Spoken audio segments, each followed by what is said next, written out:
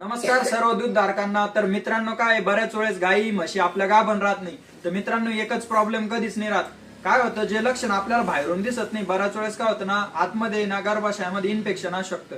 बऱ्याच वेळेस जार योग्य नाही पडेल राहत, त्याच्यामुळे इन्फेक्शन तयार होतं. त्याच्यामुळे 5 दिवस आपण जर आपला जो वार पडेल राहत नाही त्याचं द्यायलाच पाहिजे. जर नाही झालं तर ते इन्फेक्शन झाल्यानंतर काय अशी जे ट्यूब असेल, समजा मेट्रिसिप असेल किंवा इकडं असेल तुमचं लिक्झेन आययू वगैरे, या ट्यूब आपण सोडू शकतो. त्याच्यानंतर मित्रांनो, तुम्ही पाहू शकता खनिजची कमतरता असू शकते. मित्रांनो, समजा आपण मिनरल मिक्सचर असेल, हे मिनरल मिक्सचर जर योग्य दिलं नाही 50-50 ग्राम पहिले 3 महिने, तरी हे प्रॉब्लेम येऊ शकता. काही वेळेस फॉस्फरस डिफिशियन्सी असू शकते, तेही देणं गरजेचं आहे मित्रांनो. आणि बऱ्याच वेळेस आपण गाय ना हिटवर काय सायलेंट हिट येतो, तर आपल्याला समजत नाही हिटवर आली किंवा नाही. बराच वेळ होऊन गेलेला असतो, त्याच्यानंतरही ती गाभण राहत नाही. गाय हिटवर आल्यानंतर 12 ते 18 तासाच्या आत योग्य वेळेमध्ये लावलं जाणं गरजेचं आहे मित्रांनो.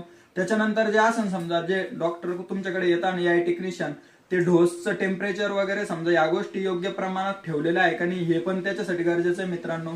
त्याच्यानंतर काय होतं, काही वेळेस अति उष्णता असल्यामुळे सुद्धा गाय गाभण राहत नाही. कधी मध्ये इन्फेक्शनमुळे गायीच्या गर्भाशयामध्ये एंडोमेट्रायटिस होतो, पायोमेट्रायटिस होतो, याच्यासारखे बरेच समजा अशा बारीक बारीक गोष्टी असतात. तर तुम्ही खनिज समजा जे असं मिनरल मिक्सचर रेग्युलर द्यायला पाहिजे पहिले 2-3 महिने तरी. त्याच्यानंतर समजा तुमच्या जवळचे जे डॉक्टर असेल त्याचा योग्य सल्ला घ्या आणि योग्य डॉक्टरकडून तुमची गाय असेल ना, एआय योग्य वेळेमध्ये करून घ्या.